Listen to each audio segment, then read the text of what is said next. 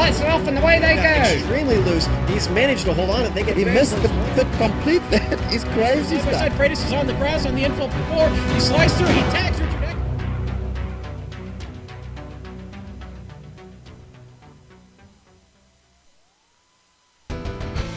They hail from around the globe, and though separated by oceans, they gather in the virtual world for reasons as varied as their locales. Whether it's a defending champion looking to retain his title, a new and eager hopeful striving for recognition, or a legend prepared to recapture past glory, in the end, the one goal they all share is to win. But when naming a victor, only one driver's name can be etched into the record books. You're watching the Tidal Influence MX-5 World Tour!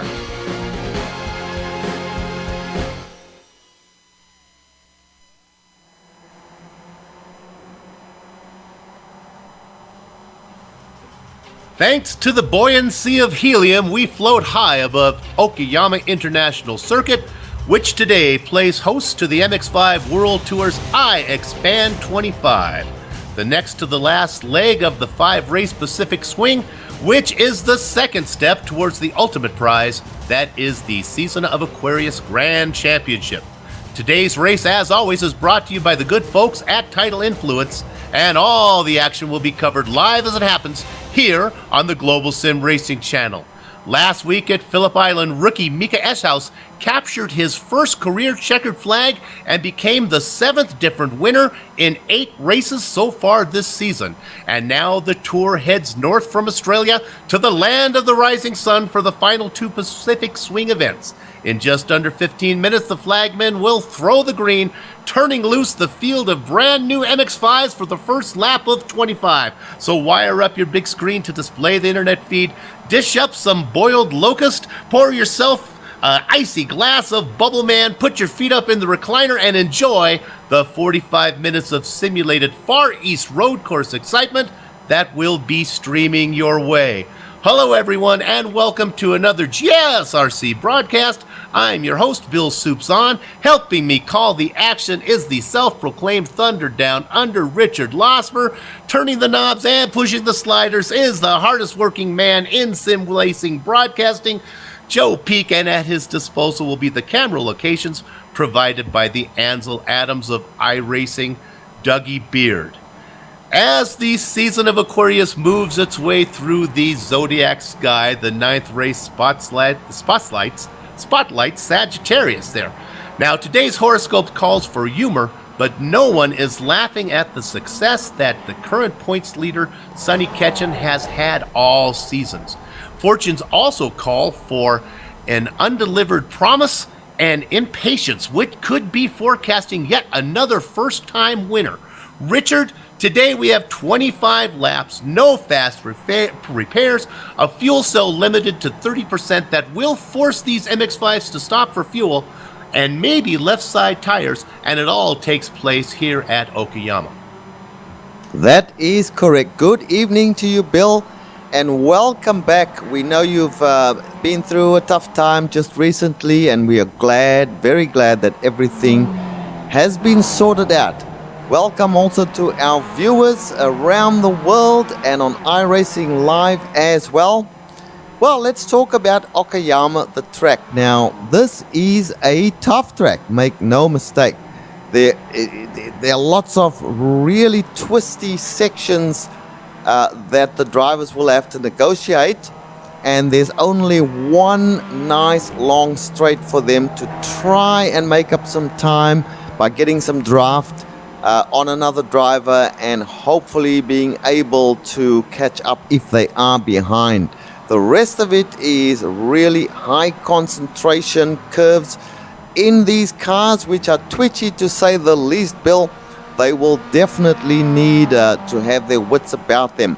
However, some of the drivers are specialists at this track. They cut their teeth on this track because it is a free content from iRacing. So when you first join the service, this is one of the tracks you will be racing on very often. So let us now have a lap guide so we can see exactly what it takes for a driver to negotiate this track. Alright, we've got Giancarlo Lenzi and the GSRC MX-5, so let's do a lap around Okayama. Coming up to the first turn, this is one of your best places to pass on the track. Just watch out because it's a late apex, so you could get your nose chopped off. After that, you'll want to switch sides to set up for Williams. There's some negative camber on this corner, so going too wide through here is gonna be tough. And it's not uncommon to see cars oversteer on the exit and slide into the wall on the left, so expect some action out of this area. From there, you just gotta weave your way through the Moss S and then get the car lined up for braking into Atwood. This is another potential place to get an overtake done, but if it was me, I'd wait for the exit of this long uphill right-hander. And that's because we're accelerating for quite a ways down the backstretch, and a good run off the corner is going to be very important. Plus, you add in the effect of the draft on these MX-5s and the hard braking into the hairpin, and you've got the most common passing spot on the track. Seats here are going to be the best ticket in the house. However, the amount of banking around this turn means that sometimes you can hold on in a side-by-side battle and have the inside into revolver. From there, it's a short burst into Piper, where the lack of runoff on the outside means you won't want to come out of it too hot. Then, there's a bit of a straight until Redmond, where if you've got a good run on your opponent, it's sometimes possible to spring a surprise attack. This is one of the slowest, most technical parts of the track, though. You can see, as we climb the hill, it switches back into Hobbs, another 180-degree turn. It's not that exciting of a section, but there's still time to be lost here. After that, it's only going to be a slight lift into Mike Knight and hold to the left for the best line into the final corner. This turn is deceptively fast, and carrying your momentum off of it will be critical to keep from being vulnerable into the first turn. But as long as you kept it together and on the black stuff, you finished a lap around Okayama.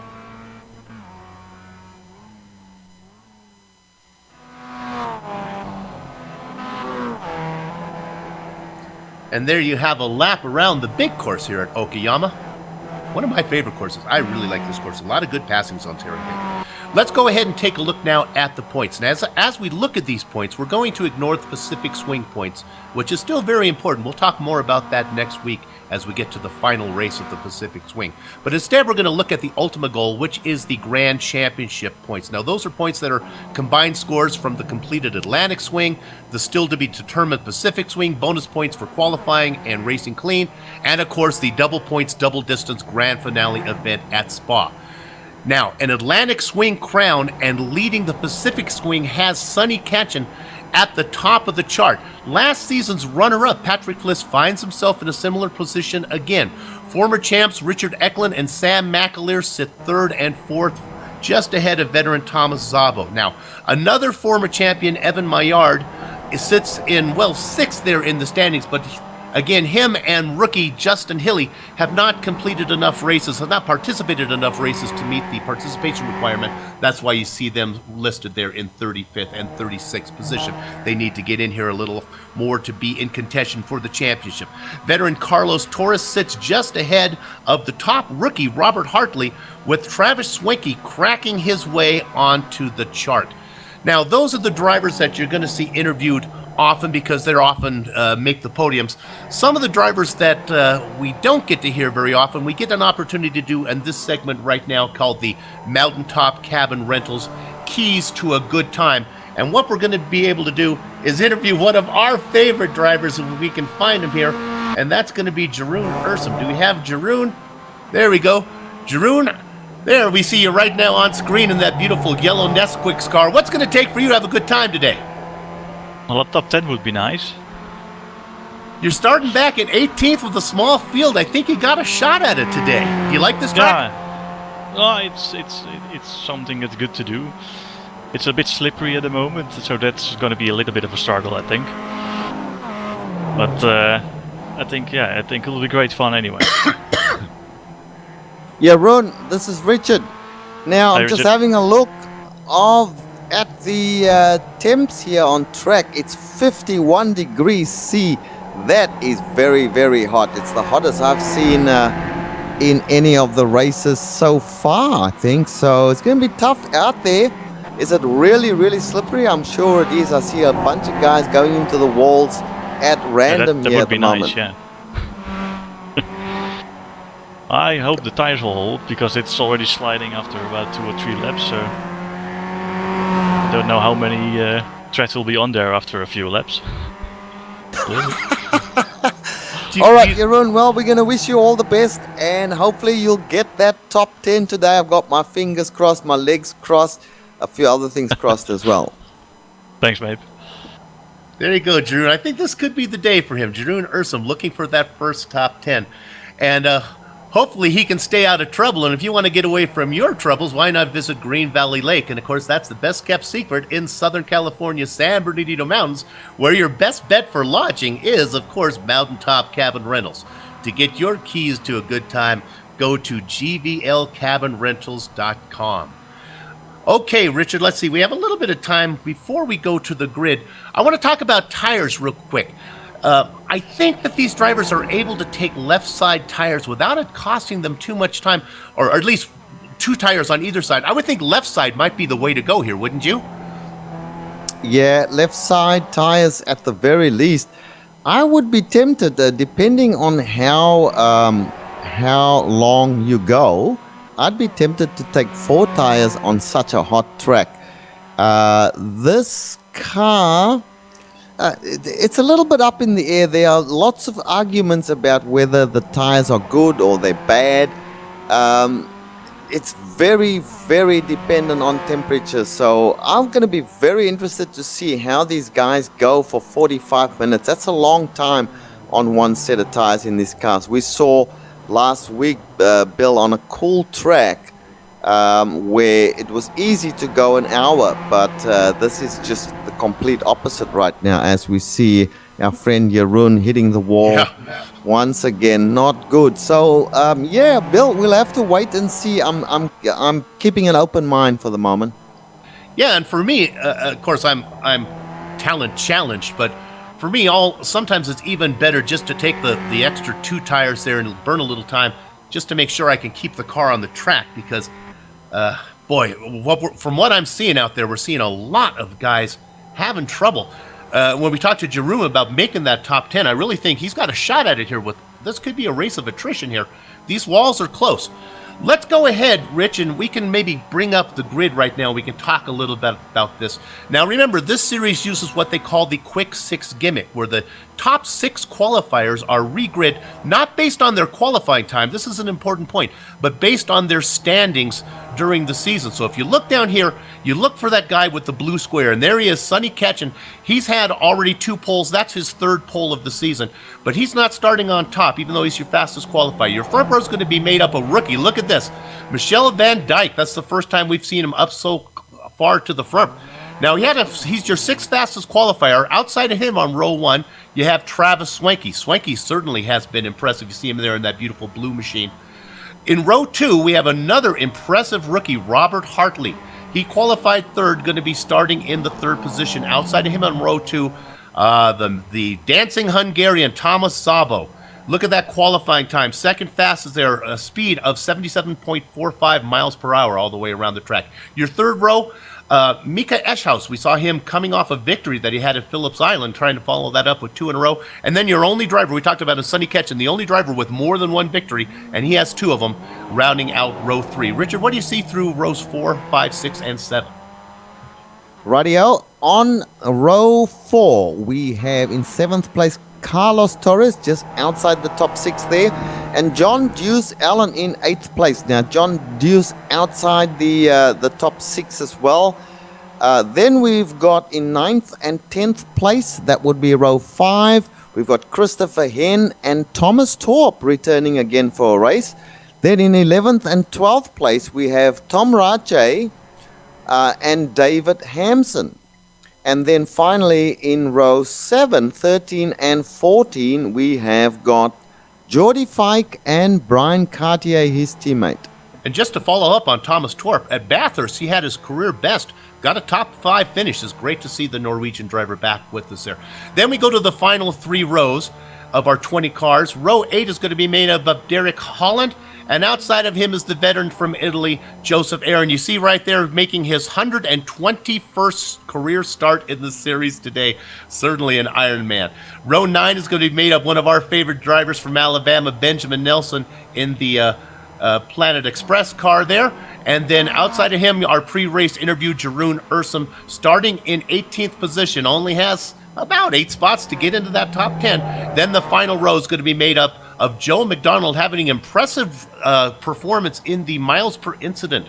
Very clean driver. And outside of him, the Skippy expert, unable quite to get the feel of this new MX-5, and that's Tuan Tran. We see Tran, we know him a lot from the Absolute Beginners League there in the Neagle Cup. And that brings up your 20 qualifiers. I don't see anybody else who has snuck in. As I look for these results, we see 20. No, it looks like everybody's in there, so we don't have anybody sneaking in there as they start to go to grid. Richard, I know you like Sonny Ketchen. He's starting in 6th. Do you think he can go for his 3rd win today?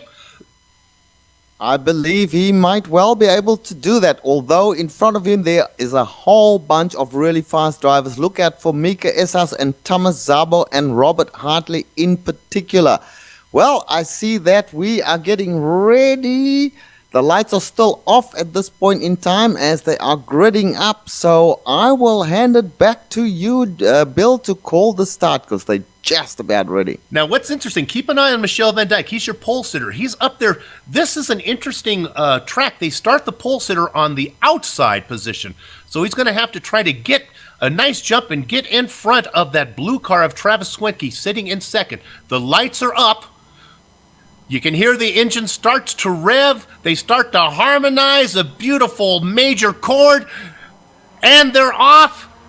Gather up the chickens, take cover behind the cows because the horses are out of the barn, and Michel Van Dijk is going to lead them into the first corner comfortably. Swanky's going to drop into 2nd position. Nicely done. Then comes Hartley in that yellow machine. Back there in 4th position. Zabo's going to tuck in. No, and now making a move in front of Zabo. There goes Mika Eschhaus. Zabo caught a little bit on the outside. He's now side by side with Ketchen. Zabo trying to get inside. There's a great battle going on there between Zabo and Ketchen. Ketchen still not giving up the ghost. Ketchen gets a great run as they go into Atwood. Zabo has the preferred position, is going to hold on to 5th spot. Ketchen behind them. Getting loose on the inside. Was that him? That was Allen. Deuce Allen getting loose. Yeah, and I'm having a look at Jeroen Ursum, who's now, the field is streaming by John Allen at the moment. Jeroen Ursum even catching up to them as we see Matt Malone would have said, what a gaggle. There are a bunch of cars as they go into the hairpin, and they are side by side, they 2 by 2. It's almost like they are filing onto the arc here, Bill. But at the back, still all clean. Everybody still in the race. So great driving. One out on the grass. Looks like Derek Holland there. And now they go to the tough left-hander. This is looking from the back, not the front, Bill. And I must say, John Allen is going to have his hands full to try and get anywhere near the front. Allen dropped back to 15th position, looking at contact there. Benjamin Nelson making contact with Holland. They both get clean. Nelson gets pushed off into the grass. He's going to drop back into 19th position. Meanwhile, up in front, they're holding station as they complete lap 1. It's Van Dijk, Swenke, Hartley, Eschhaus, Ketchen, and Zabo, your top 6. That is correct, Bill. Michel Van Dijk hanging on there. This is good driving from Michel. Now there's a challenge there from Travis Swenke as they take a bit of the dirt there. Very nice driving from Michel Van Dijk. Quiet start there at the moment from our good friend Sonny Ketchen, and Tomas Zabo are still behind him. So obviously Tomas did not make that pass stick from earlier on. But in 4th place, look out, it is Mika Eschhaus, our winner from last week. Both races he won, the CSCS as well, Bill. He is starting to slowly creep up as we see a challenge there on Travis Swenke from Robert Hartley as well. Now Sonny Ketchen closing up as they go into the hairpin. They are nose to tail right now, the top 5. We were on board there a little bit with Hartley as he pulled right up behind Swenke there in that blue machine. Hartley running 3rd, Swenke running 2nd. That allowed Eschhaus to get back into the mix as we have a nice 5-car train now with Ketchen the caboose of the train as they start to distance themselves a little bit back to Zabo in 6th. Carlos Torres having a nice run in 7th position. Meanwhile, all 20 cars still on the track, Richard. Yes, that's true. And look at, who is that? That's Carlos Torres. He's presenting a challenge here to Tomas Szabo, who seems to be struggling a bit at the moment. He was right up into third or second place a couple of laps ago, but right now he's down in sixth place and losing touch with the leaders. And he was just challenged there for a while from Carlos Torres, and that was in seventh and sixth place. Sonny Kanchan still sitting in sixth place, Bill, where he started. Unusual, but he's shown a lot of patience in recent times. Boy, and I love that camera angle there that we get from Dougie Beard as they come down the straightaway. You can see them all lined up. Look at, and getting a little bit loose now is that car in fourth position is Mika Eschhaus, really starting to put the pressure on Hartley. Meanwhile, I want to point out that Deuce Allen is doing his best Jan Koeman's imitation, pushing the envelope of the track boundaries. He is working his way back up after the start, up to 14th position. We'll see what Deuce can do. He's got Cartier in front of him, Fike, and then Ratche ahead of him in 11th. Yeah, we saw for a moment Mika Eschhaus have a look at Robert Hartley. Couldn't get anything done. Now he goes to the inside, has another look, just showing Robert Hartley that he is there. Mika Eschhaus looking good. Very impressive run here from Michel Van Dijk. Bill is still leading this pack of 5 cars, and then a big gap down to Tomas Szabo and Carlos Torres, with 8th place being brought up by Thomas Torp. Then it's Christopher Hen and David Hansen. John Allen still has his hands full. He's back down in 13th place. I'm starting, my spidey senses are beginning to tingle because I think Van Dijk might be holding these guys up a bit. You see that Hartley is back there getting kind of anxious. He's got Eschhaus behind him. I think Hartley would be happy to sit in third place, but he's not. The problem is he's being pressured by Mika, and then Sonny's back there as well. Those 5 cars. Ketchen and Szabo, or Torres and Szabo running back there in 6th and 7th position. A great race as we look back now off the tail of Van Dijk.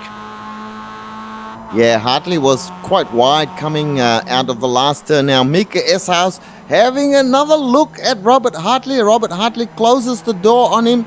Travis Schwenke trying to deal with Michel Van Dijk. Michel Van Dijk having none of it. Travis very close now, and Michel Van Dijk managing to stay ahead. And we've got Mika Eschhaus battling there. He's in a real battle with Robert Hartley, trying his best to get past. Remembering, Bill, there's only 22 left now. We see Travis Schwenke going on the inside of Michel Van Dijk.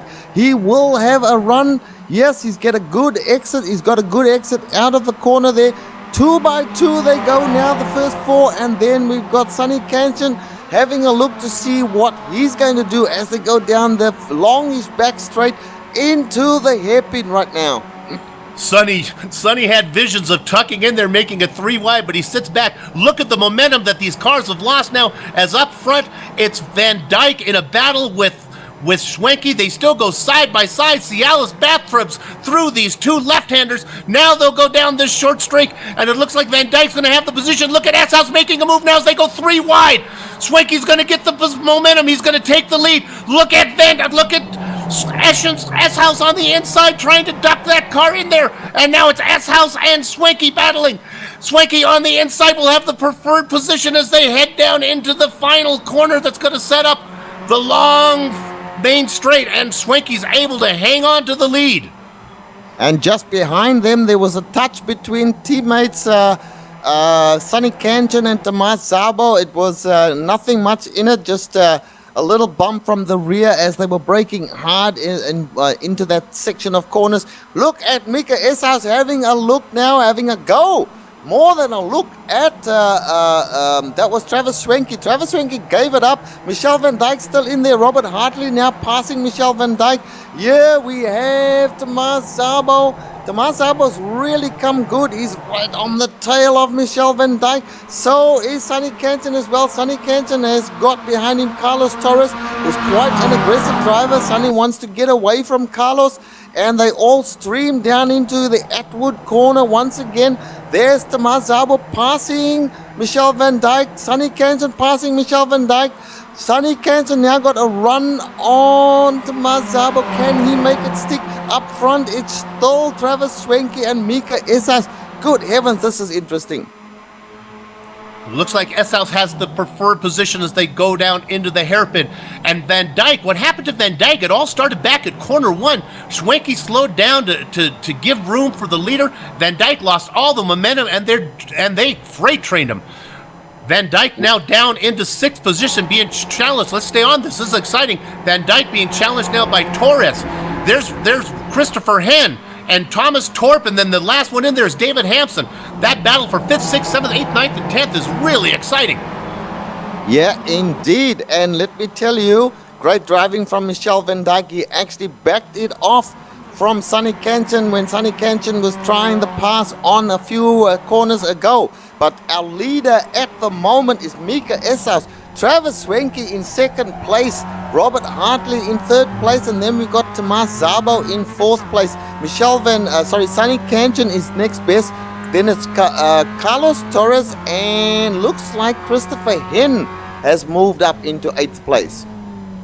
Rounding out the top 10 is Thomas Torp and then David Hampson. Then we go back a little. Let's look at this battle with Ratchie now. Has been passed. Here's Deuce Allen has made it up to 11th position. Allen is loose in front of Ratchie. A great battle. You see Allen in that gray-colored machine.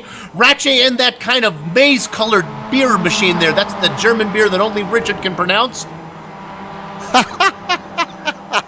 Kornenbacher. There anyway, you go. just behind them is Jordy Fike. So Tom Baratheon taking it to John Allen. John Allen's struggling. John Allen has struggled with this car since the beginning. Let's go up front. A pass for the lead. Don't mean to interrupt you, but it looks like Schwenke trying to take a defensive line here as S-House on the outside. And look at Hartley in that yellow machine in the popcorn position, looking for somewhere to go.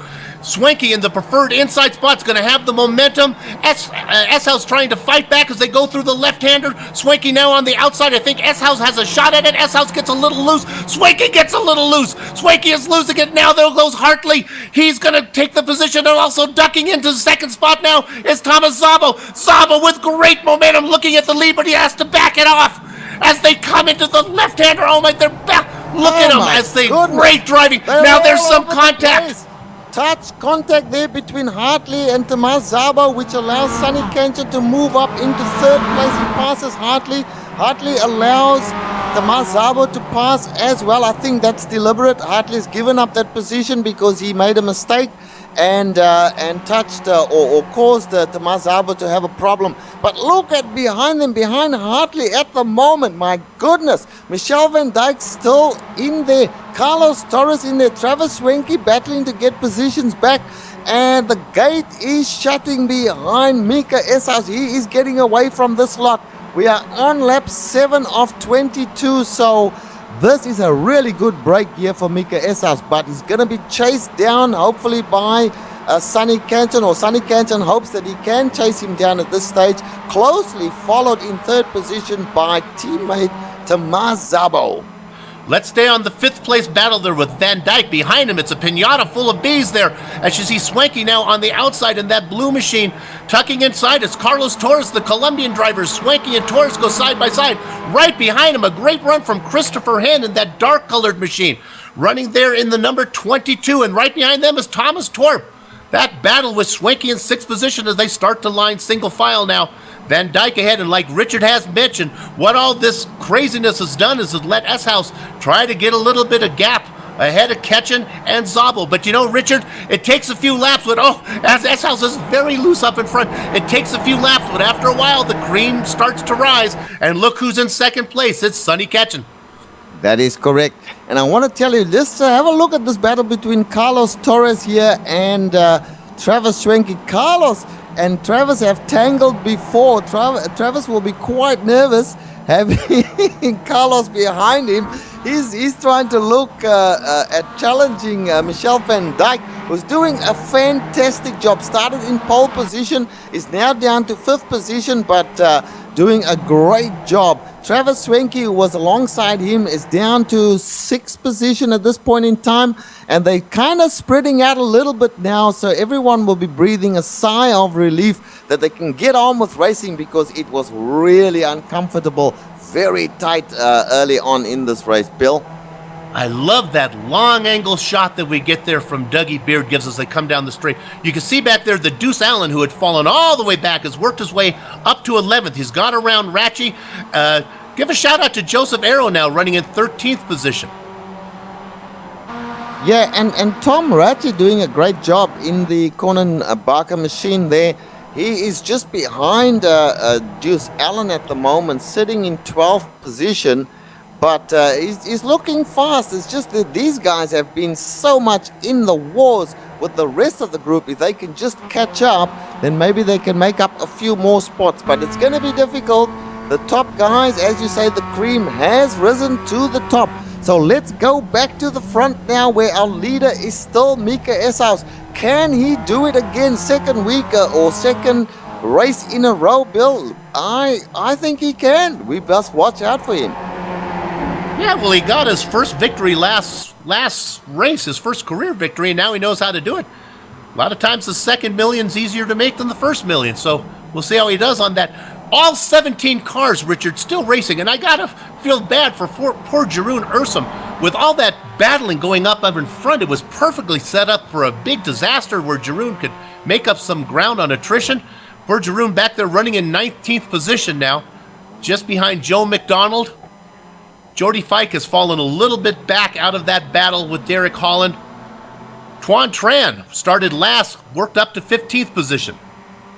Yeah, I have to say, Jeroen Ursum looked very uncomfortable in the practice session, and he's still looking uncomfortable, so don't think he'll be doing it today. He's going to have to wait for another day to try and make that 10th position up. Well, let's go back to the front. Go ahead. I'm going to interrupt. We have an early peel here, so we're going to look for an early peel late reveal of Thomas Torp, pitting from about, I think he was running in the top 10. So he's coming early. We'll keep an eye on him. I don't think he took tires. And we're looking now that... I am seeing the battle has commenced. Mika Eshaus and Sonny Kanchan. Sonny Kanchan is up on the bumper now of Mika Eshaus. Mika Eshaus going defensive. Sonny Kanchan going even narrower into the corner. He's got the run. He's going to try and make a stick. Mika backs off early. Doesn't try to defend at all from the outside. Very difficult to do that. And now he will fall into the clutches of Tomas Szabo. So Mika has lost the lead all within the space of about 2 laps there, Bill. Yeah, you saw Eshaus try to go defensive there, but he didn't go defensive enough. And Sonny says, okay, you're leaving me a little room. I will tuck all the way in. And Sonny took it all the way down to the grass, tucked on the inside, and got it done at the hairpin. So now Eshaus giving a run as Sonny gets a little loose, yeah. He was back in it for a second. They had a sniff, but couldn't make it stick. Sonny Kanchan is extremely good at this track. Well, Sonny Kanchan is good at any track, but this track is going to be hard to beat once he gets into the lead. But if there's anyone that can take it to him, it's going to be Mika Eshaus. And I think perhaps Tomas Szabo, who is now kind of shaken off Robert Hartley, and Robert Hartley in turn has shaken off Michel van Dijk. I think the drive of the day goes to Michel van Dijk, though, Bill. One of the things I think that is helping the drivers that have the excess of talent is as these tires start to go off. I think you can see these cars starting to slide, and I think as the cars become more difficult, that's where it really falls into the advantage for Kanchan and Eshaus, who are so good. That's right. They work long and hard on their setups. Same with Tomas Szabo. It's no surprise to me that we see those 3 in the podium positions. Robert Hartley, an excellent driver as well, but I'm still taking my hat off to Michel van Dijk now. Let's go and have a look. Travis Swenke was in it. Travis and Carlos, what is going on? Is there a battle happening perhaps over there? Yeah, Swenke still in 6th and Torres running back there in 7th. Torres has a pair of very sharp Colombian elbows that he's not afraid to use. He usually does it legally, but he's not afraid to give a little nudge, a little bump to get around somebody. Boy, and you can see those guys. You can see Swenke really sawing at the wheel, keeping that car on the track. It is like ice out there. It is. It must be very uncomfortable for these guys. But I want to tell you, they're not that far off the lead. If you look from Carlos Torres in 7th place to the leader. There's 4 seconds covering all of these drivers, so they're not far away. We are almost halfway through the race on lap 10 at the moment, so these guys have got to be thinking about their pit strategy now. The only person who has made a pit stop, David Hansen has made one, and Thomas Torp by the looks of it. Look at this shot as our director is. We talked about sawing at the wheel. Let's see if he does it. We're looking on board. You can see that as Swanky gets in there, he has to turn the car both left and right to keep that car going straight. That's a great camera. Another great Dougie Beard shot there. Yep, that's right. They really have to battle the car. Well, they're battling the track, really. But now we do have 3 guys have gone into the pits right now. So John Allen's in there. Jordy Fike, go ahead. Benjamin Nelson just got loose. Boy, the car just turned on him. He was running back there in 20th position. Benjamin has not had a great season so far. It started to make great grounds from last season. This one has not gone his way. As you can see him right now running in last. I'm not sure. I think his day may be done. Remember, there are no fast repairs. Yeah, Bill, whoa, there you see him on replay hitting the wall, and that's quite a crunch. So, yep, he'll be in the pits and looking to try and get some repairs. No fast repairs for these guys. So, he's going to have a long wait in the pits. But, Bill, just on guys like Benjamin Nelson, some guys just have not mastered this car yet. They're still working on it. So the top guys, who used to driving many different cars, they've adapted quite easily to the new car. But some of the other guys not doing so well. As you see a bunch of guys diving into the pits there now. That's Tomas Szabo and Michel van Dijk. I want to see what Tomas Szabo's going to do. Now, I went back and looked. I don't think Thomas Torp took tires. We're going to take a quick peek here. I would not be surprised if these guys don't take left side tires. We'll see if it... Oh, and Torp, Torp, who was back there, remember he had that early peel off there. He was in the back and he made contact with Nelson. He got back in there. And so that's too bad for him. I'm looking to see if either of these cars go up on the jacks. Yes, I see that Szabo is up. And so is Christopher. Hand is up on this, taking left sides. Van Dijk did not. I think Szabo's going to take... Szabo took lefts. That was a long Well, Van Dijk fill. did as well. Let's have a look here. Szabo was in there for nearly 16 seconds. So that's not really a fast stop. We'll have to wait and see what the other guys do. But they're both back out now and racing once again. We're on lap 12. So we look at those guys. You see that Michel van Dijk has about a 2-second lead over Szabo. Van Dijk running in 11th position. I believe now he is your lead car of all the cars who have pitted. And boy, he really distanced himself on the Hungarian driver there of Thomas Szabo. Bill, Mika Eshaus and Sonny Kanchan have moved away from Robert Hartley. Travis Swenke currently in 4th place there with the pit stops that happened. But the battle has been raging here between Mika and Sonny. But Mika slowly dropping back, I think. He drops back, then he comes again. But the gap is slowly extending. It's 0.5 of a second right now as they go down the front straight on lap number 13. They'll be starting right now. I'm not sure about this strategy, Richard, here of Ketchen and Eshaus. Now, let's assume that Szabo and Van Dijk are going to be faster because they took fresh left side tires. In theory, they should be able to run maybe a little faster laps right now. They don't have a lot of traffic to get through. I'm not sure if these guys who are running this long are not costing them time. What I want to do is get a time distance back to Van Dijk. It's 32 seconds back right now. 35 to Szabo from the lead. So we'll keep an eye on those numbers, see if they get a little smaller. 32.9 right now is what it is from the lead to Van Dijk. Well, we're on lap 13 of 22, so if they went in the next couple of laps, they'll have enough time to take those left side tires. If they plan to take tires at all, it's going to be very interesting, as you say. Are they going to take tires or not? I think you'd have to. I mean, this track is so hot. What's 51 degrees in your crazy language there, Bill? That's take off your t-shirt. That's skin weather. Hey, let's look back at 6th position for Brian Cartier right now. In a little battle with Derek Holland. These guys have not taken their pit stops yet. It's nice to see them in a little battle. Cartier running 6th, Holland running in 7th spot. Cartier in that as lead we car. see, yeah, very good. And Holland looked like he was going to attack right there, but then he had a little bit of a slip himself, and he didn't. But now he's closing up Derek Holland on Brian Cartier. And Tuan Tran, well, these guys haven't done any pit stops yet, but he's ahead of them. Carlos Torres hasn't done a pit. Robert Hartley now into the pits. What's he going to do? Let's go and have a look. Yeah, and while we're looking at that, I want to correct myself there. Michael Van Dijk, I said Michelle Van Dijk was the lead car who's made a pit stop. I don't believe that's right. I think Travis Swanky has come in, currently running in 8th position right now, has made his pit stop. So he's really our benchmark right now. Gosh, Travis Swanky only did 9 seconds in the pit, so he could not have taken tires, not with 9 seconds. So he is gambling. Tran and Cartier have come in. Hartley is in as well. So let's go ahead. This will be interesting. Hartley taking tires. Let's see if we can pick up Schwenke right now. Oh, there goes Schwenke's going right by him.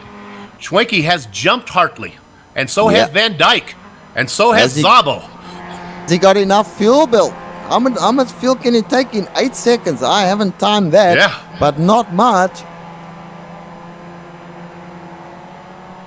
Deuce Allen has also got around Hartley. Allen having a great comeback from that early mistake. So let's jump now. I still believe your leader of all the cars who have pitted is Schwenke, running in 5th. Just ahead of him, it's Holland, Torres, S-House, and Ketchen. Well, Ketchen is still out there, hasn't made a pit stop yet. Really, there's only 4 people who have not made the pit stop. 1st to 4th place with Derek Holland in 4th place. Everyone else has done their pit stop. Travis Swanky is indeed the benchmark. So when Sonny goes in, we will need to see where Travis is, because he's the man that can possibly pass and take the first place away from these guys. We'll have to wait and see, as Sonny Ketchen does not go into the pits at this stage. Neither does Mika S-House, neither does Carlos Torres or Derek Holland. They're still staying out there. This is a splash and dash. I doubt whether they're going to take tires, Bill. Well, I'm going to give you a number to keep an eye on. This is going to tell us a lot. Right now, the distance from Ketchen back to Schwenke is 34.4. 34 seconds, 0.4. Now, Schwenke hasn't crossed the start-finish line yet. I'd be interested to see if Schwenke is chopping that time down or if he's losing time. He's got, we're looking at Schwenke right now. As he comes around, he's going to come across the start-finish line right now. 34.4. Let me give you a number here as he crosses, see if it goes down or goes up. Come on, get there, Travis. And how about more like 35 35, seconds. yeah, he lost about half a second. Well, it remains to be seen what's going on. Look, a half a second in the lap here with all the slipping and sliding that's going on. That might not be a lot, but you're talking about trying to make up time, Bill, on guys like Sonny Ketchen and Mika S-House. Right. That's tough stuff. Yeah, I think it would be maybe hard to make up time no matter what your tire situation is with those guys. So right now it's Ketchen and S-House who are the Whoa! Look at woo! We were on Big board. bobble there. Big bobble from Mika S-House there. That could so easily have been a disaster, but it wasn't. He's still out there, and he's right up to Sonny Ketchen again. Sonny Ketchen's still looking good. I think, Mika's shown he's very smart. So it could be that he's sitting back there just seeing what Sonny Ketchen's all about. He will follow him into the pits, no doubt, see if he can jump him in the pits. But right now, he's staying with him. He's not trying to overtake, I don't think. We talk about this a lot. You start with the same amount of fuel. In theory, you need the same amount of fuel when you come in for a pit stop, whether you come in early or late. However, you may not burn the same amount of fuel. And maybe what's going on there is Mika is back there driving with an egg under the throttle. Though, boy, man, he is really fighting that machine.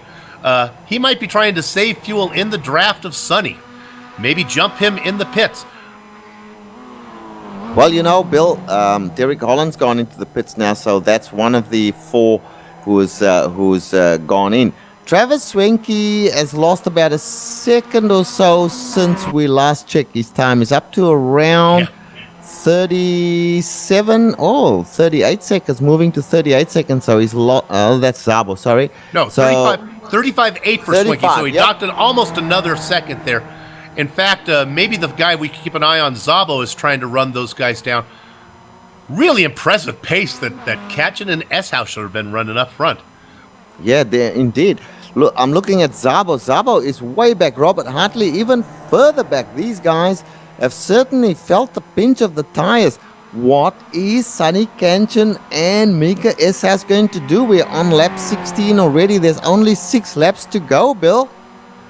S-House trying maybe to save a little rubber by putting the car on the grass all the time. My gosh, he is all over the place. Boy, he's putting that car in. If you could just watch, you can see the car slide as he does a 4-wheel drift through these corners, and they're going around again, Richard. Yeah, you know what's happening here. Mika S-House is struggling to stay with Sonny, and he knows he has got to stay within a second or 2 of Sonny. At the moment, he's only 0.6, so that's nothing. So if he falls back a second, 2 seconds, then he's going to lose that time in the pits as well. And traffic could get in between them, and things could become really uncomfortable. So he has got to stay with Sonny. He's doing a great job of doing that at the moment. Sonny just looks as if he's got the car on rails. I'm sure he's fighting the car just as hard as everyone else. It's just that he's so good. I'm going to interrupt you for a second because Carlos Torres has come into the pits. Now, he was not that far behind the leaders. He's pulling out right now, but here comes Swenke, and here comes Zabo. Torres is coming out. Swenke gets him. Zabo gets him. Torres is going to duck out into 5th position. He's going to file out just ahead of Robert Hartley. Yeah, he lost 2 positions there. So Zabo and Swenke. Zabo is starting to catch Swenke as well a little bit there. Swenke fighting hard. And of course, Torres, with his tires being a little fresher than the rest of them, if he indeed took tires, let's see what he can do against the likes of Tomas Zabo and Travis Swenke. Looks like he's catching them. Yeah, the point is that Torres was not that far behind the leaders when he came in. He had him maybe a couple seconds back. So it does let you start to wonder if Torres can be passed by Swenke and Zabo. You start to wonder if Katchen and S-House might have the same problems. Well, you know what? 36 seconds, in my opinion, as we see Mika S-House going into the pits. He's the first one to blink. Sonny Katchen goes another lap. So now your obvious benchmark is when he comes out and Sonny when Sonny goes in, where will Mika S-House be? And here goes Torres looking on the... Oh, boy, they closed the door, and Torres got the door closed on him, and he said, oh, no, thank you, and he kicked it in as Zabo tried to shut down Torres. Those guys are battling. Torres is really fast. Now, let's go ahead and watch Swenke right now, and we can pick up S-House. S-House is still in the pits, still sitting in there. Schwenke's got a ways to go. He's just going around pit entrance right now. Yep, entering the front stretch right as we speak. We can actually see that Mika S-House has already come out of the pit, so no race there, Bill. 35 seconds too far back. S-House out in front by quite a distance. Timing and scoring looks like about 6 seconds. So now we've seen what Mika can do. Now it's all up to Sonny. Can he get in and out? When will he go in? One thinks that it has to be very soon. Oh, Swenke way off the track there. And here comes Zabo, and here comes Torres. They got a head of steam, and they're going to run him down. There goes Zabo on the inside. Torres is going to follow suit, and Swenke is going to drop back. He hasn't given it up yet. He has that outside line, so he had a little bit momentum. Yeah, keep on that one, Bill. Keep on that one. There's a side by side. Torres and Swenke, they're side by side with the looks of it. And Zabo just in front of them. Torres looking like he wants to grab both spots there. As we see Sonny Katchen now coming into the pits.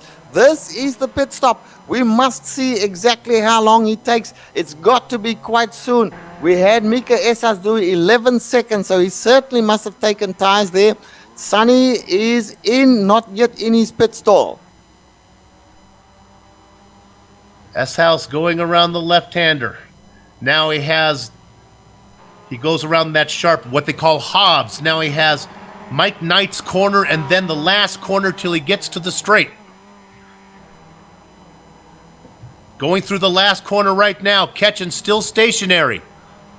He's moving S-House now. down the main straight, Ketchen beginning to roll. Here comes S-House with a full head of steam. Ketchen trying to get that little lawnmower engine, getting that MX-5 going, and Ketchen is out first. Yeah, Ketchen did not take tires at all, so he's just steamed ahead, got himself a 2.6 second lead at the moment on Mika S-House. Even with no tires, not sure what Mika S-House did, but Mika's car looks a little more squirrely than Sonny. Sonny's looked like he had the car on rails all day long, Bill. So this is a good strategy move from Sonny Ketchen here. I think he's going to get away with it. 7 laps to go, 2.6 second lead, but he's got 3 laps to go. So no, I think we still have 7 to go. He's got a ways, at least on my time laps. score. Sorry, Yeah. not 22. So I'm going to give you the number right now that we can keep an eye on. It's 2.6 seconds right now back to S-House. Now, we're pretty confident S-House took those left side tires. Ketchen did not. We'll see if S-House can run him down. Richard, he probably doesn't need to get that much closer before the draft will start to suck him up. How close? Maybe a second back, you think? Yeah, it's got to be a second or so back. The draft, you need to be fairly close with the car. I mean, you start to pick up a little bit of draft from as much as 1.5, 1.8 seconds back, but it's not enough to make an impression. So Sonny will want to keep that 2-second gap, and it's only effective really on the long back stretch and maybe a little bit on the front stretch, but you've got to be really close. And Mika S-House is not close enough to get any draft at the moment. Lots of battle to keep an eye on here as we are riding on board. I believe, are we on board with Taurus? Is that who we're on? Yes, on board with Taurus, looking ahead of Zabel. This is a battle for 3rd and 4th. This has been going on, and then our director Joe Peak had us back a little while ago. We were looking at that great battle in 7th place between Hen, Torp, Van Dyke has dropped back to 7th, and David Hampson rounding out the top 10 as we stay on board here with Taurus. Nice run from him today. Yes, and you can see that Tomas Szabo is definitely defending hard. He is troubled there by Carlos Torres, who's doing an excellent job. And you know, Tomas Szabo is one of the really fast guys, so he's struggling at the moment. As I'm sure a lot of the guys are struggling in this weather. This is just some horrible weather you've put on for them there, Bill. Meanwhile, updating that gap. Ketchen able to keep a nice 2.6, 2.7 gap, so it looks like S-House not able to run him down. Let's look at this battle right now as Zabel takes the defensive line into the hairpin. I call it the Rubber Soul hairpin because everybody and any Beatle fans know that Rubber Soul is the album that came right before Revolver, and that's where they're going through right now. This is the Revolver turn here, and then they're going to go into Piper.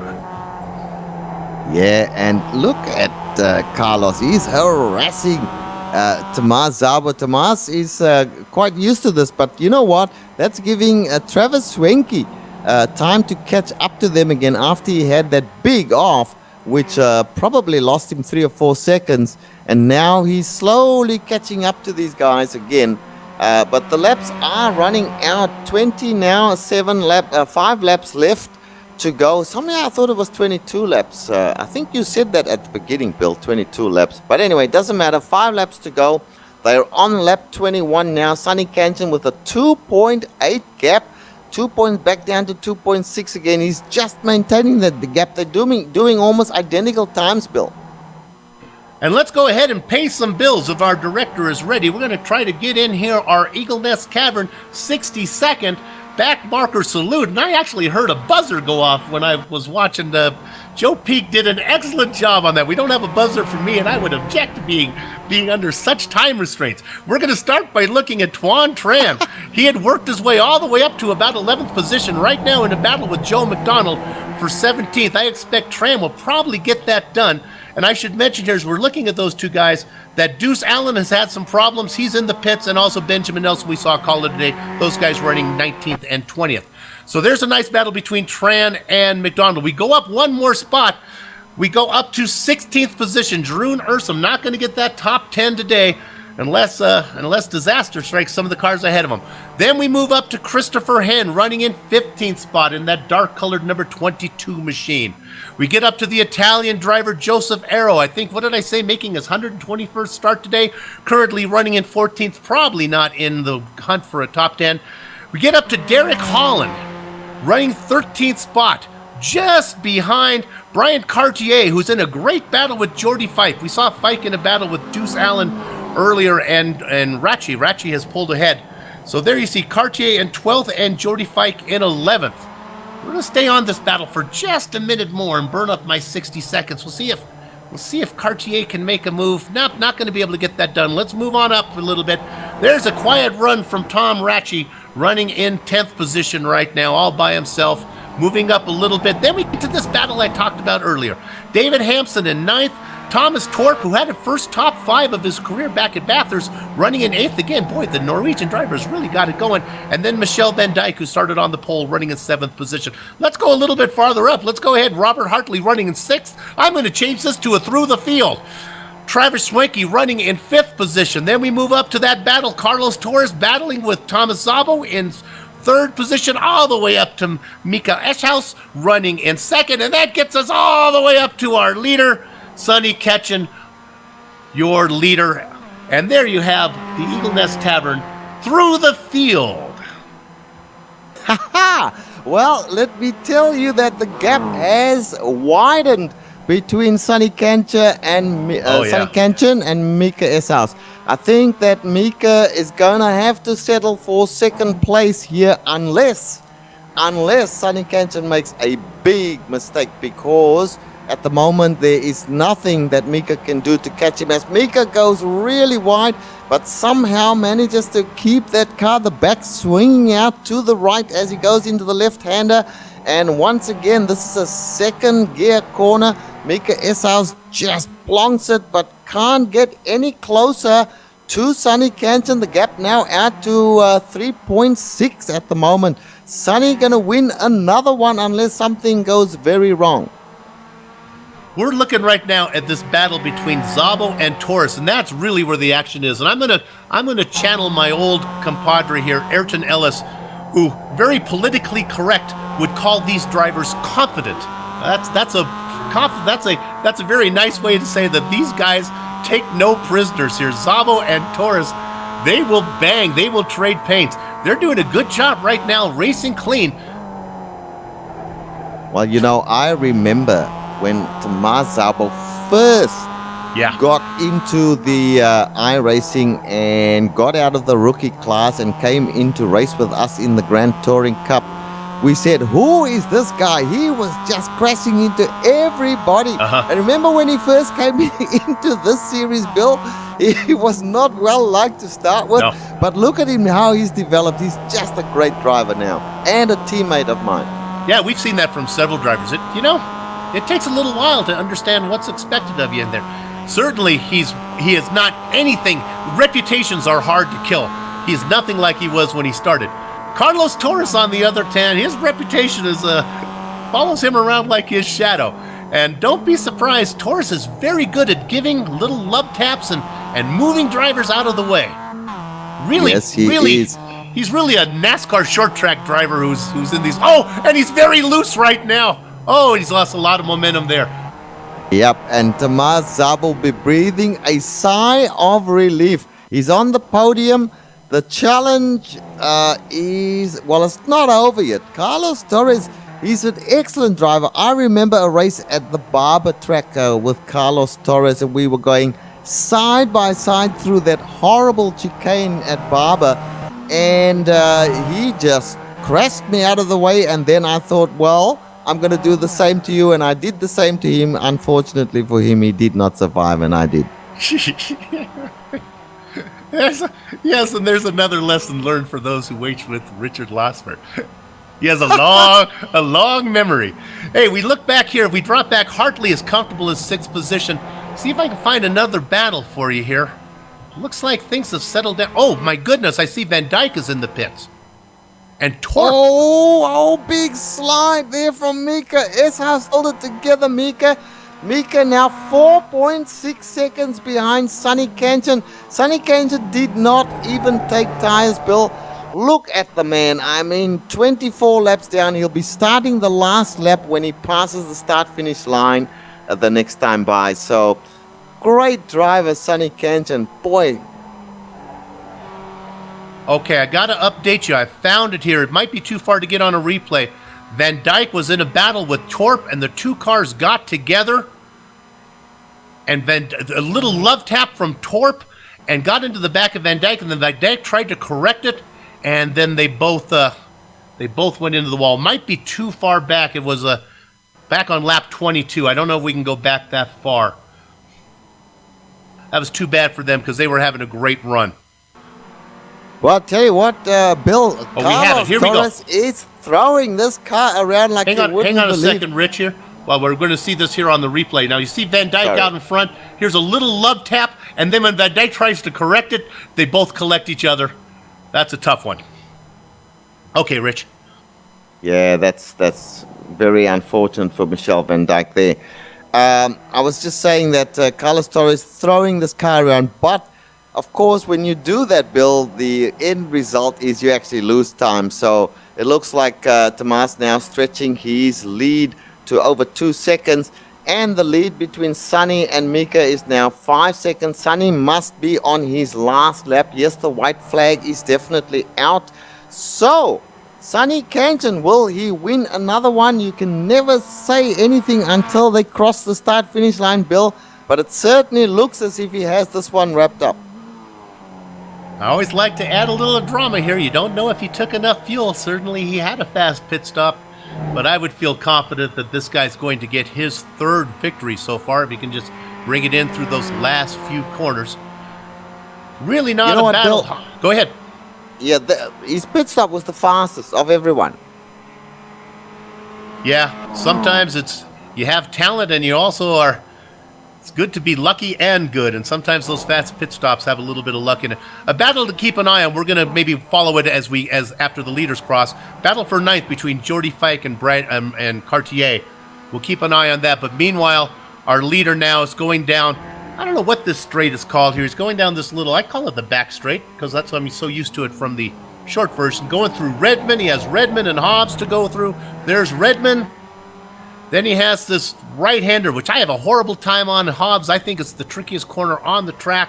Yeah, then he's got tricky. this little slanted Mike Knight corner here, and then that sets up what is very creatively called the last corner. Correct. And then, of course, you go down the front stretch, normally to the first corner, but Sonny Kanchan will not need to go that far. He wins yet another race. Crosses the line as we speak, Bill, for another win. What is this? His 3rd win for the series? Yep, 3rd. S-House in 2nd. Szabo in 3rd. Torres in 4th. Swanky in 5th. Hartley in 6th. We're going to go back and see if we can catch that. It's broken up, so we'll just follow these guys across the start-finish line here. Looks like David Hampson's going to get that 7th position. We'll stay on here. And where is Jeroen Ursem? Jeroen sitting in 14th place, did not make it. Now you see on this is a great camera shot here. This is where I would buy a ticket. You can see coming down the straight, there comes Tom Ratchey in that maize-colored machine. Right behind him, Jordy Fike is going to get 9th. Brian Cartier in 10th. Derek Holland in 11th, crossing right there. Let's see if we can stay. We'll get to Joseph Arrow in 12th. You see him in that dark-colored machine. Christopher Henn in 13th, and we'll stay with our guy, waiting for that yellow car to come around the last corner. There he is. We're looking. There it comes. And there's Jeroen Ursem running in 14th position. Close to that top 10. We'll stay here for just a minute longer here as Jeroen putting on a little show for us. There comes Joe McDonald. Hey, Bill, do these guys have radios in their cars? Maybe they can listen to the broadcast on the radios. A little E-I-E-I-O for Joe McDonald and Tuan Tran. Had it up almost into the top 10. Tran's going to come across your last car on the lead lap there in 16th. Richard, we're going to go to break right now. You viewers at home, keep an eye on the slideshow because that's going to tell you all the upcoming races that are going to be here on GSRC. Then we're going to be back real quick. We're going to run down the entire field that we just did for you, but we'll do it more efficiently and quickly. And we'll also do driver interviews and then closing credits. Back in just a few.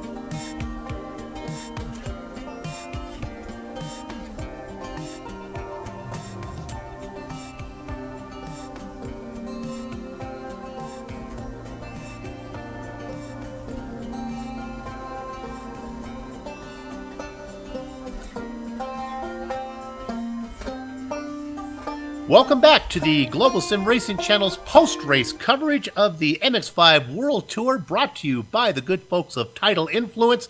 This was race number 9, the 4th race in the Pacific Swing.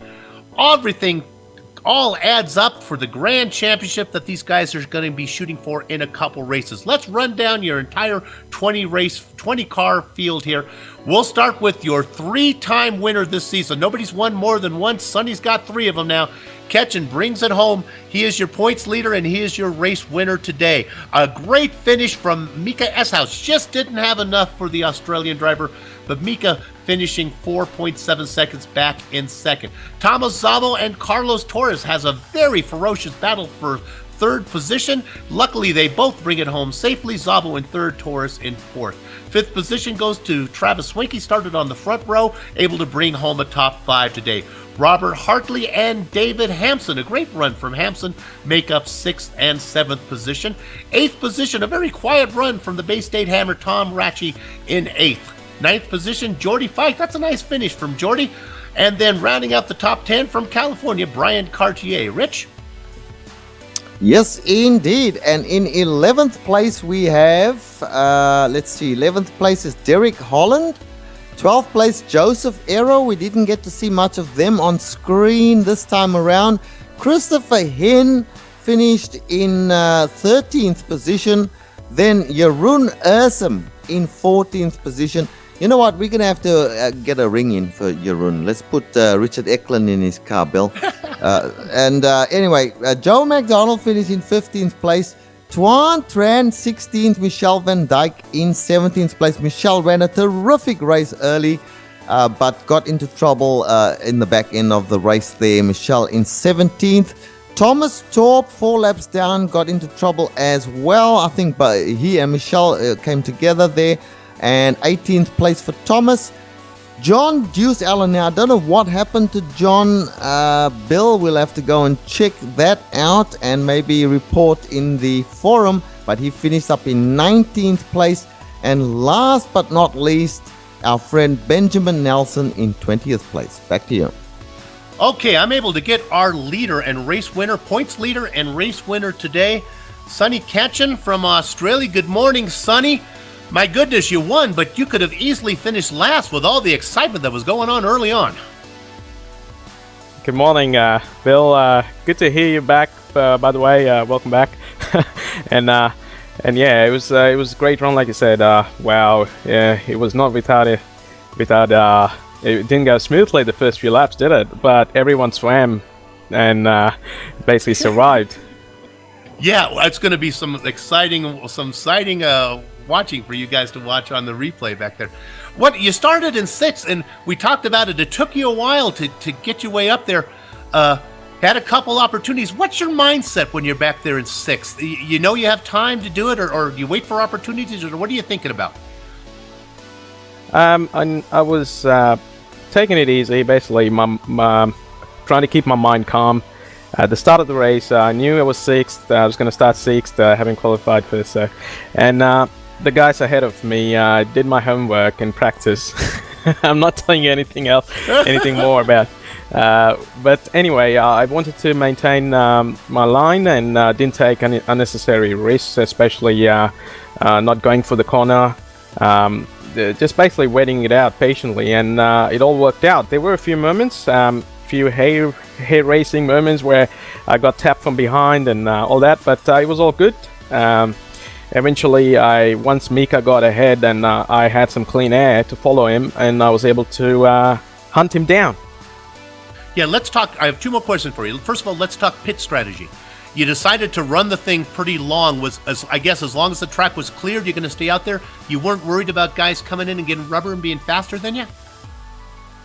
No, not at all, because it all comes down to practice, boils down to practice. And I was practicing with my other mate, the recent race Dory winner, Travis. We knew exactly how much fuel to put in, and I was confident all the way to the dot how much fuel to put in. So I knew exactly what's going on and what's going to happen.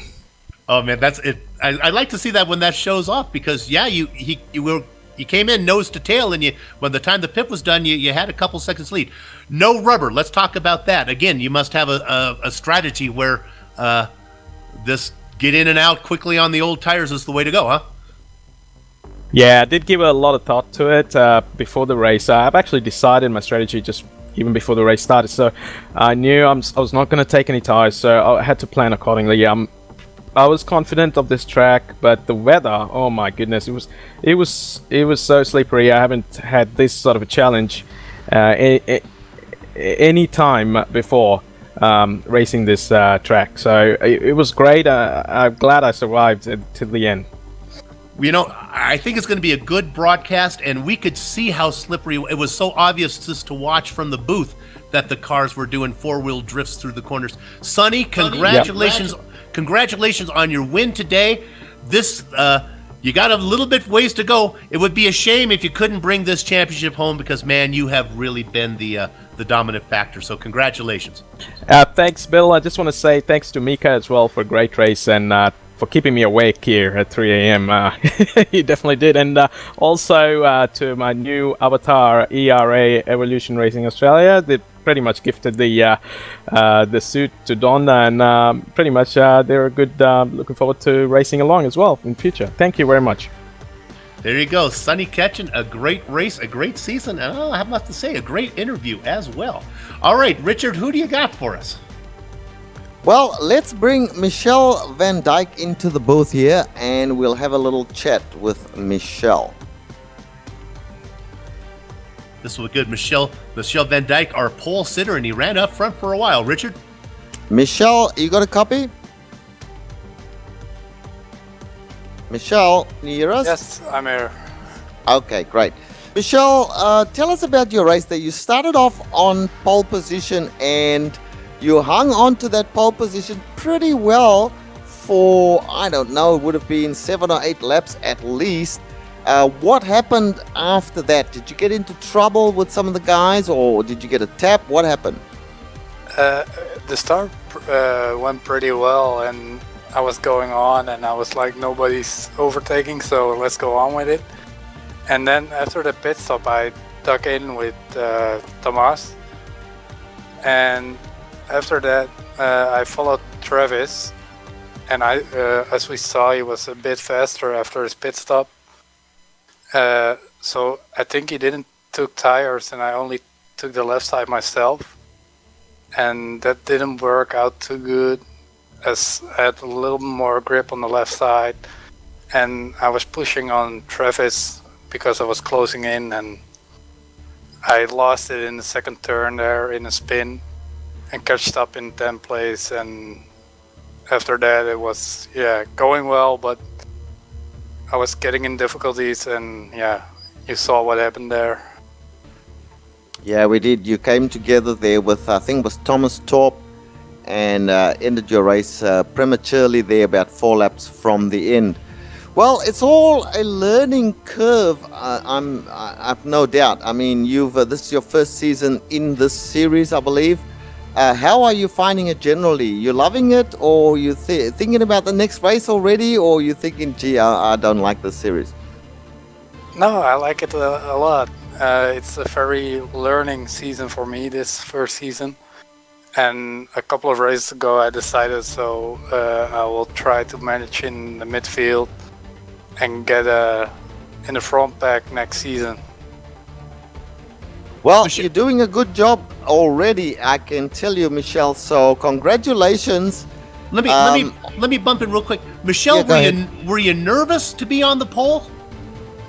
Not that much this time. I was a couple of races ago, the first one of these on Laguna Seca. I was starting in second, and I was letting everyone by, and this time I was a little bit not sure if I had to let them by, but it went out pretty well.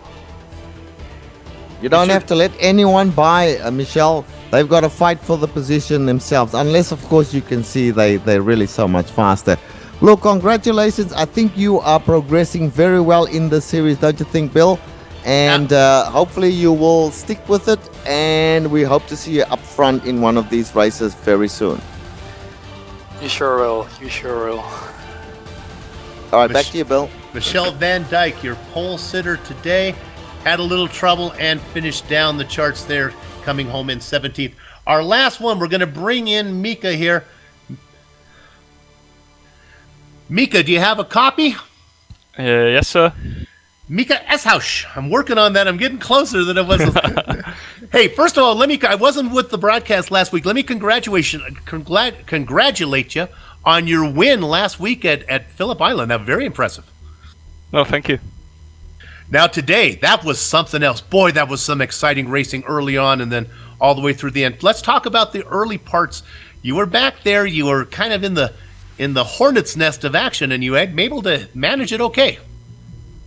Oh yeah, it was pretty crazy there early on, especially one of the laps where everybody got really bunched up behind me. And then I got a 2-second lead somehow. I'm not really sure how that happened, but yeah, the start there was crazy, especially with like how the quick 6 gimmick worked out as well. Yeah, you were in a hornet's nest, and then all of a sudden everything went, and then look who's there. There's Mika out in front. That must have felt good. Let's talk about the strategy there while you were running the race. You and Sonny now out in front running 1-2. Were you going to stay with him? Why did you decide to come in when you did? I already calculated with the fuel before the race. I guess I got it wrong because I put in about 3 liters too much, but yeah, I knew which lap I wanted to go in on, and I didn't want to screw up my calculations, so I just went on the lap that I already had planned out. Yeah, we figured you were trailing Sonny, that maybe you weren't burning up quite as much fuel. Did you have a little too much left over there when you went across the finish line? I think it was just the weather, to be honest. I had like 2 laps too much or something. I think that just with how much slower this weather is, you end up using less fuel. You know, that's kind of frustrating, and that's one of the things that the pit stop kind of takes away. It kind of becomes a science project rather than a race project, because obviously you and Sonny were pretty evenly matched, but I think he had his fuel calculations figured out a little better, because by the time the pit stops were done, he had jumped you by a couple seconds. Yeah, and I took tires. This is actually the first time I've done that, and it didn't work out too great, to be honest. The car just got a lot of push through left-hand corners, and then on the exit you get really loose because of all the grip the left side has. It wasn't too great. So it's not balanced, is it because the one side is grippier than the other, huh? Yeah, I didn't really like it. I'm not sure if I'll do it in the future, but yeah, I could have not if I'd not taken tires. Like Sonny came out so much earlier because he took less fuel, right. And when I got done with tires, I immediately stopped fueling and got out. So even with the tires, I couldn't have done as quick of a stop as he did. Got it. Well, since we got you here, and obviously I think you had the pace to run with him. It's just you got burned with pit strategy, or at least the pit crew hurt you. Would you prefer racing without the pit stop, or do you still, even though it cost you, do you still enjoy having the pit strategy in there as part of the race? Oh no, I really liked it. I won the last race because of it. So there you go. Yeah, I really don't mind it. I think it adds a nice element to the races. It does. It gives us something to talk about during the broadcast for sure. Well, congratulations. You are really turning it around. Winner last week, second place this time. Good luck to you the rest of the season. And let me welcome you, first of all, back. Great to have you back in the series. I know when you came back in, you had to do a couple penalties. You paid those, and now you're right up there racing really well. So congratulations. Oh, yeah, thank you. I'm having a lot of fun. All right. Mika Eshaus, your second place finisher today. Richard, while I look for my script, why don't you go ahead and give us a few of your pearls of wisdom as we close out the race here? Well, I will say that, first of all, the series seems to be going from strength to strength. The introduction of the new MX-5 has just made things so much closer. I don't know if you've noticed, Bill, the racing is so much closer than it was previously. And let me tell you, the racing previously was a lot, it was very close anyway. But this new car here, it's got something else. It's faster, it's looser, and it really demands a lot of respect from the guys. Some guys have taken to it, the top guys all have taken to it, but you will notice that guys who perhaps weren't that good last season, guys like Travis Swenke, Robert Hartley wasn't there last season, but some of the guys who were, Jordy Fike, some of the mid-packers, these guys are suddenly capable of being right up front and racing with the fast guys. So I think the series next season, when everyone's really used to this car, Bill, you are going to see probably our best series yet. And that'll wrap us up there with thank you, Richard, for those thoughts. We're going to do our thank yous right now. I thought it was a pretty good race today, too. I'm looking forward to watching the broadcast and seeing some of that action early on. Boy, it was a good race. Let's thank the guys who make this possible, and that's Tidal Influence. If it wasn't for them, you'd be listening to this on the radio. They're an ecological consulting firm based in Long Beach, California. They restore wetlands, they save and study endangered species, and educate the little ones about our environment. For more information, go to TidalInfluence.com. You know, the best kept secret in California's San Bernardino Mountains, well, that's Green Valley Lake. And your best choice for lodging is, of course, Mountaintop Cabin Rentals. Go to GVLCabinRentals.com for more information. And we got to get that Mountaintop Cabin Rentals car back out there on the track. And while you're in Green Valley Lake, stop in for a cold drink and a hot meal at the Eagle Nest Tavern. Check out Eagle Nest Tavern on Facebook. Thanks to the company's equipment and software that you see on the screen now that we use during our broadcast. Our original music that you've heard today is thanks to two people, and that's Eric Ekholm and Casey Lalonde. And I can't encourage you guys more to go to the locations you see there, ericekholm.com and caseylalonde.bandcamp.com. Get some of their digital stuff. It's fun. You can use it for all sorts of different occasions, all right? Thanks to my mic mate, Richard Losper, our director, Joe Peak, Dougie Beard. Man, if I talked about it I was watching it on the broadcast. It was hard for me actually to do the announcing because sometimes my jaw drops to some of the beautiful shots provided by Dougie Beard. If you'd like to find out more about GSRC, your best bet is the GlobalSimRacingChannel.com. Along with archived races, you can find all sorts of stuff on there. We're also on Twitter at GSR Channel and Facebook at Global Sim Racing Channel. The Tidal Influence MX-5 World Tour returns in 2 weeks. That's 14 days. 14 times 24, and you get the number of hours until we're back here as the tour stays in Japan for the final race of the Pacific Swing as it goes to the Origami Pretzel Suzuka. For more information on all upcoming GSRC events, as I said before, go to GlobalSimRacingChannel.com. A personal thanks to all the doctors, nurses, and orderlies and staff at the Lakewood Regional Hospital for taking care of my wife. She's doing much better, and I'm so glad to be back. And thanks to everybody for the well wishes that I got from you guys. She's doing well. And now that the housekeeping is out of the way, it's time for us to go have fun storming the castle. So until next time, race hard, race clean, and all of us, will see you on the track.